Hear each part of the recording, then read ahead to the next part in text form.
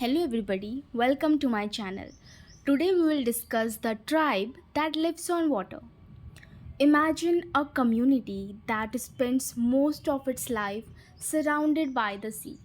A place where children learn swimming before many learn to read and where people can dive deeper than most humans without any equipment.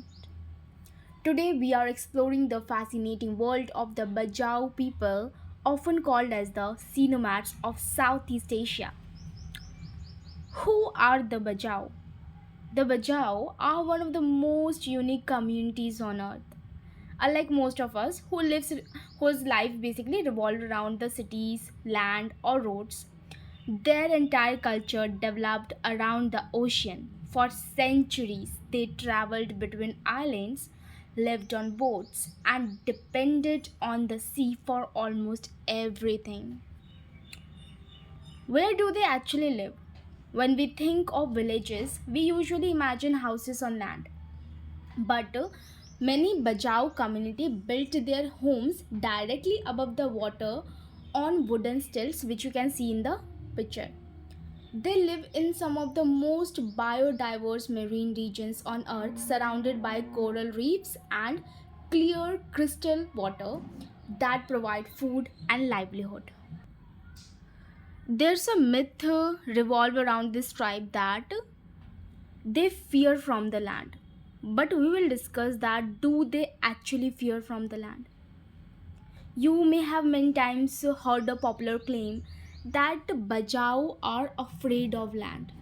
But let me clear this thing, that's actually a pure myth. They aren't scared of land, it's simply that their culture evolved around the sea.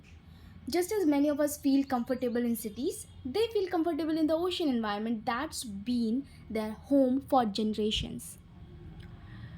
There's a fascinating thing about that is they are the world's best free divers. This is where things become actually incredible. Bajau divers can descend to remarkable depths without oxygen tanks. Imagine holding your breath and diving deep underwater to hunt for what? Food. What looks impossible to most of us is part of their everyday life. For many Bajau fishermen, they find their food into the water. There's a scientific discovery around them which states that scientists became so fascinated by the Bajau that they began studying them, and researchers discovered that many Bajau people have larger spleens.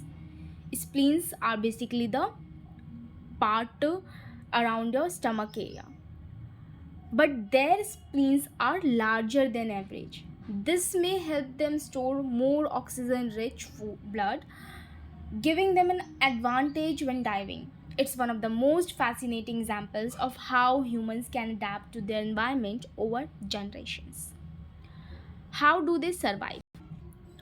The sea is not just a place where the Bajau lives, it's their supermarket, their workplace, and highway all at once.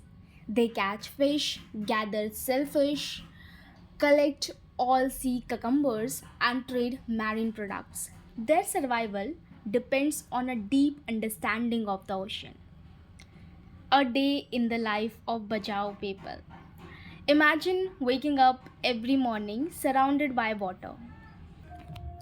A very typical day for a Bajau family revolves around fishing, diving, repairing boats, and caring for their community.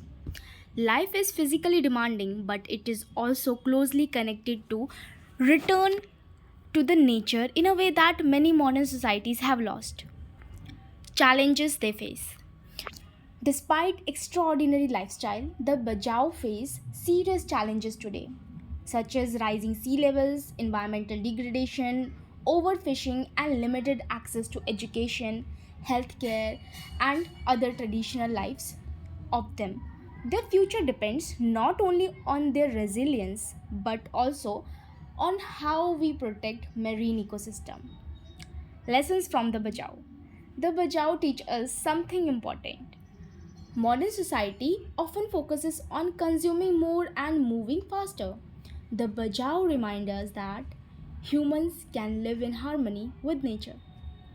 Their story is not just about survival, it's about adaptation, sustainability, and respect for the environment.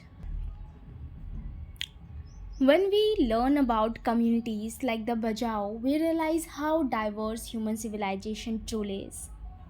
There is no single way to live.